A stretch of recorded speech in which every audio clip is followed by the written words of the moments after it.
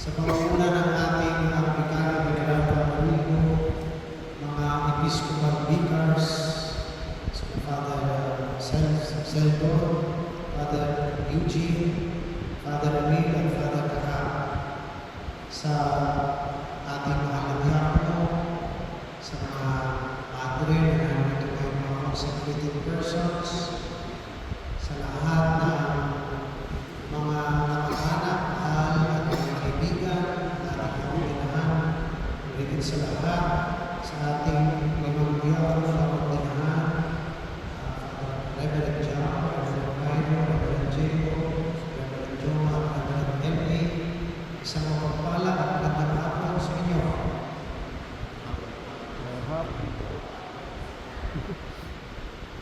Nais ko sana ipaulit yung kay Diego. Walang langit ako. Special moment po ito ngayong hapon. Truly, it is because we all stand before and are to witness a true moment of grace and mystery. Ang ating isinasagawa ngayon ay pagkakataon ng misteryo at ng biyaya. Limang lalaki, they're about to make a choice that will configure and change their lives forever. To the life, love, and mission of our Lord Jesus Christ.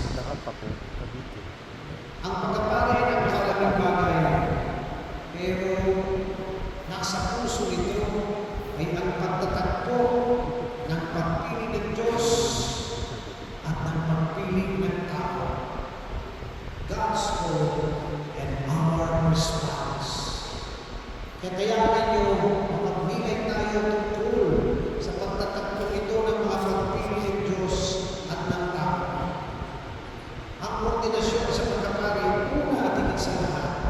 Huwag nating kalimutan ay una at higit sa lahat pagpili ng Diyos. Before you are able to choose Him, He has already chosen you. The story of our creation always starts with God. God is the beginning of your stories. Sabi nga ng ating Panginoon Jesus, Juan, Kabanata 15, Talata 16, you did not choose me. It is I who chose you. Bago pa kayo nakapasok sa seminaryo, bago pa kayo natutong magsalita, bago pa kayo naging mga sakastan, bago pa ninyo mapag-isipan na ang inyong pangalan ay pangatawagin ng Diyos, you were already prefixed by the Father. God already saw you. He already knew you.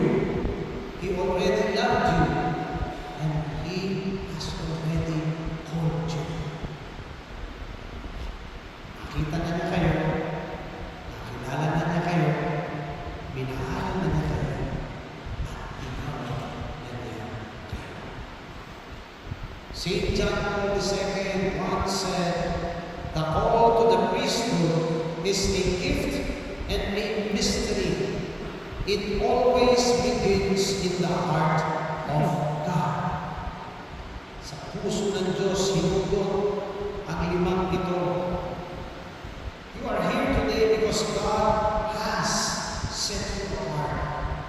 Not because you are perfect, but because His grace is stronger than your limits. Linaw nito nung tayo nag-usap ng isa-isa sa ating kulong.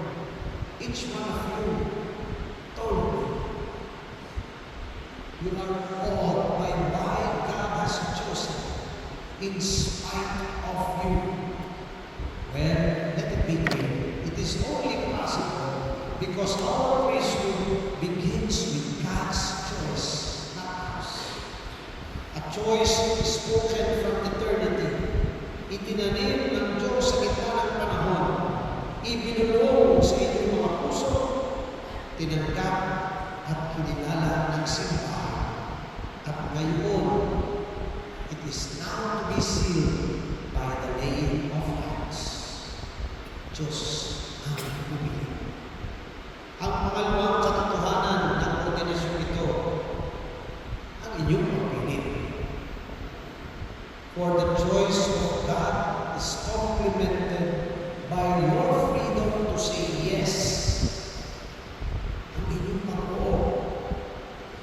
Ako'y nag-aalala. Ordinado ko yung 5. Sina Christian, Christian, sina 5. Lahat pa, hindi na kayo puso. Bahaw na kayo. Naalala ko, di ba niya pansin nyo, laging meron isang ilusyon. Hindi na naman yung pasok. Di pa naiyak yung mga iyak na ulit mo siya naman. Hindi niya kakisama sa ilusyon mo. Pero tinan niyo, meron na naman isang naiyak dito. Iyak. You have made a choice. God has done His part and chosen you. Now you have made a choice. God's choice never did not cancel our human freedom. Rather, His choice invited you. It evolved from you. And it demands from you to make a choice. And here we are today because we made that choice. The priesthood that you receive today is not only about a choice made on a single day. Remember that. It is about the choices that you made before, the choice that you will make today, and the choices that you will have to make every single day. Sinabi ni San Agustin, God who created you will not save you without you. Kulang ang basa. God who created you without you will not save you without you. There is no priesthood without a fiat. A fiat that has to be freely given daily. Because today, your ordination is the beginning of a long chain of decisions. Sometimes small ones, hidden ones, difficult ones. These decisions that will configure you more and more to Christ.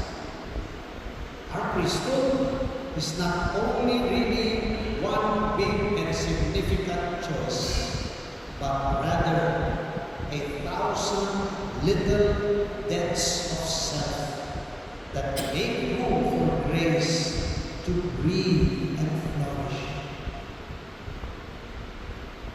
Ang ikatlong pagninilay na nais ko sana gawin nyo, Diyos ang pumilit, pumili din kayo. But remember this, it is very important for us to never forget that as priests chosen by God who chose to respond, the hardest choices are the ones that make the priest holy. Huwag kalimutan niyo. Ngayon na rin sa mga kapatid kong pari, the hardest choices are the ones that make the priest holy. Holiness in priestly life rarely comes from easy choices. It is not hard to preach ng isang magandang sermon. Madali ang isang maganda. Kanina nga isinubukan ni Jami. Ano ba? ChatGPT ba Jami? Ngayon tinignan. Nagpagawa si Jami ng ChatGPT Premium. Make a holy for an ordination. Bakit ganda ba naman? Mas maganda sa sinasabi niya. It's easy to make beautiful holiness. Do not forget that. It is not hard. It is not even hard to stand before a crowd and be admired. Madaling hangaan tayo. Tingnan ko lang ito. Hindi ni Diego. Sa malayo ka lang, Diego. Cute ka. Hindi mahirap kayo hangaan ng iba. It is not hard even to preside gracefully at the altar, celebrating solemnly the Mass as if it was your first, your last, and only Mass. Hindi mo na mahirap. You know what are the harder choices in life? The harder choices of a priest are the ones that others do not see. Choosing prayer, even when you are already tired. Choosing patience, when you are already in discomfort. Choosing forgiveness, when you are so wounded. Choosing simplicity and comfort for us is very easy. Choosing fidelity when loneliness is at our door. Choosing the poor when society tells us to choose first ourselves. St. John, our patron, he once said, do not ever forget that the priesthood is the love of the heart of Jesus. That heart has made the most difficult choice. Offers life for the salvation of all. Love always comes with sacrifice. Our true priestly holiness is not formed on the status of public admiration, but always usually in the sanctuary of silence, not during any applause, but in a silent surrender to God. Sabi nga ni Pope Benedict XVI, our world will always promise us comfort, but you are not ordained for comfort. You are ordained for greatness. And greatness is about sacrifice. Ang kadakilaan at pagkaparin, kailan ba'y wala sa tagumpay ng mundo? It can only be found in the greatness of Christ on the cross. Ang mga pagpili na siyang magbubuo ng kadakilaan sa harap ng Diyos ay mabigat para sa isang pari. Pero tatandaan natin, ano mga bigat ng mga pagpili niya, ay laging nakakibang ang higit na biyaya mula sa Diyos. Pinili ng Diyos, pinili mo siya, at alam niyo na ang kababalan ay sa pinakamahihirap na pagpili na kailangan ulit sa lupa. Para matulungan kayo sa 3 puntong ito, kaya kayong maalalahanan ko kayo ng ilang pang pagpili ng buhay ng tao. First, always remember that the divine and the human, our two choices, meet up always on the cross. Pag kayo'y nagsimula ng magbisa, at the altar, you will lift the chalice. You will bring up the body of Christ. And when you say the words, ito ang aking katawan, ito ang aking dugo, these are not just liturgical words in a formula. They are a daily invitation for you and for me, so that our humanity will always meet up with Christ's divinity. Every time you say these words, the Lord asks you quietly,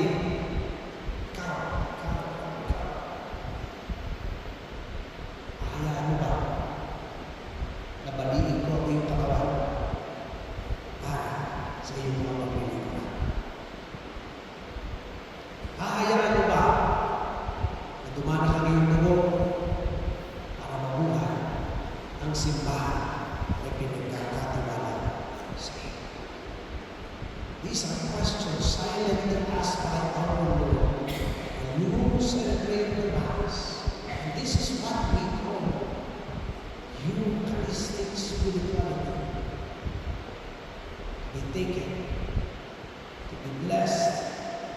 to be broken, and to be given.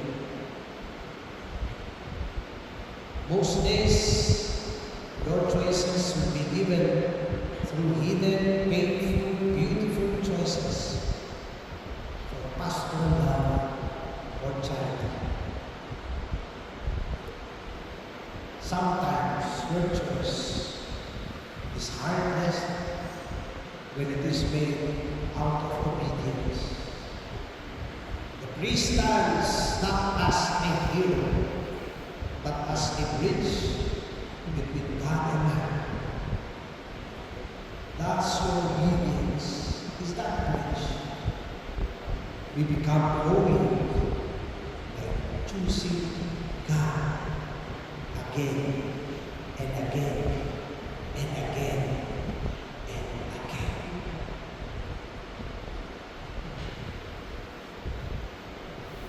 Choosing to kneel before the tabernacle. Choosing to listen to a penitent with the tenderness of Christ.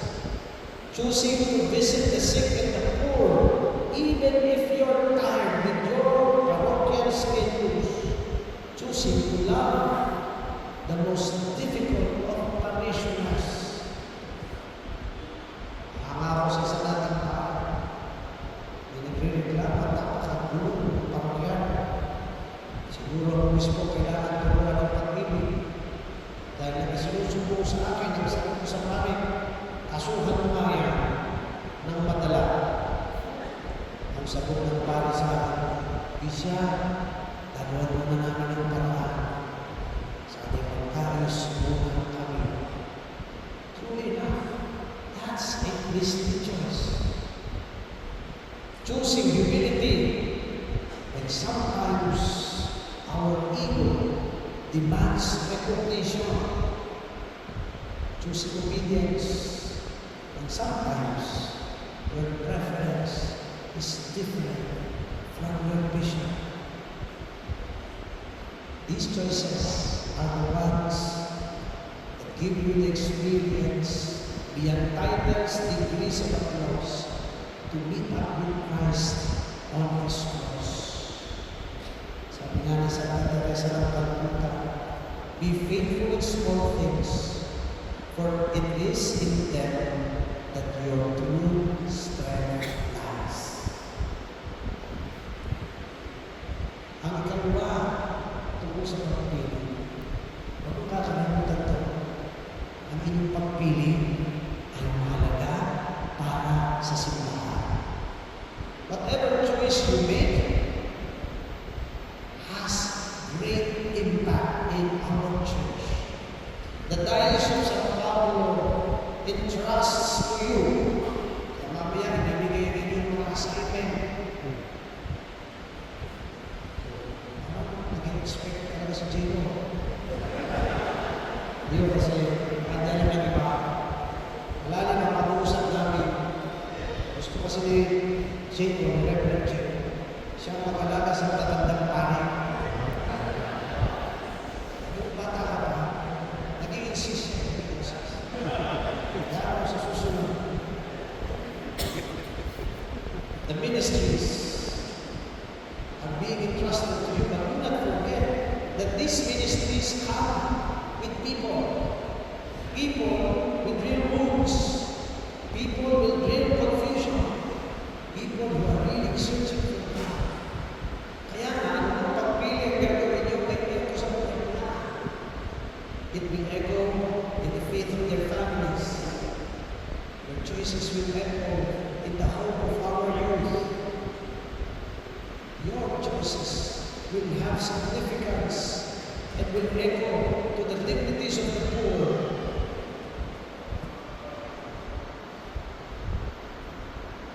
That too is a choice. To be close, to be available, to be present amongst our people. Kaya din, sinabi nyo sa akin tayo po sa puso. Tinanong ko kayo, kung ikaw'y tatanungin ko sa mga maaaring gusto ko talagang gawin, pinagpapalala ito. Kung saan ko sa akin, sa isa mo, tiwaan ko, ikaw lang sa puso. Ang mga kasama ng mga tao, be present with them, to let them feel that Christ is with them.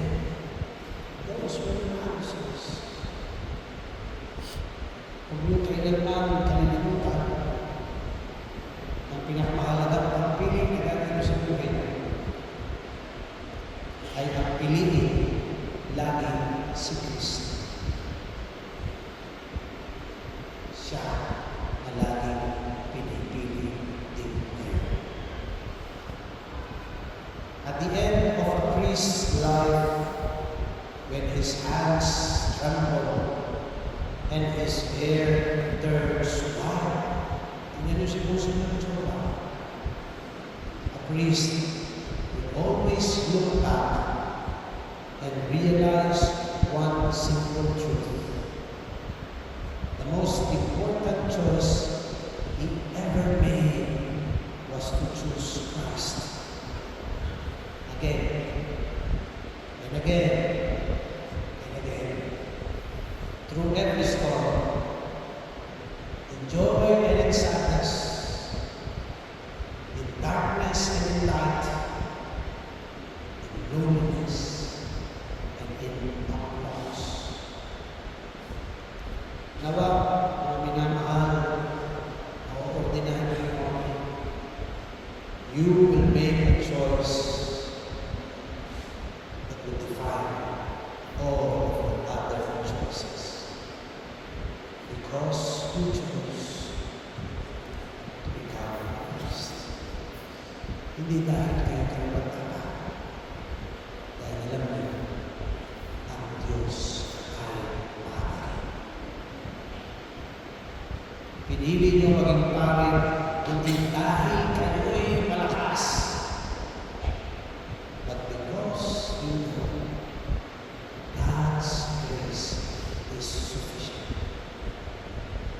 Pinili niyo maging pari, hindi dahil naunawaan niyo ang lahat, but because most of all, you trust in God. Minamahal na tayo ng Diyos, ipagdasal natin ang limang ito sa kanilang pagpili.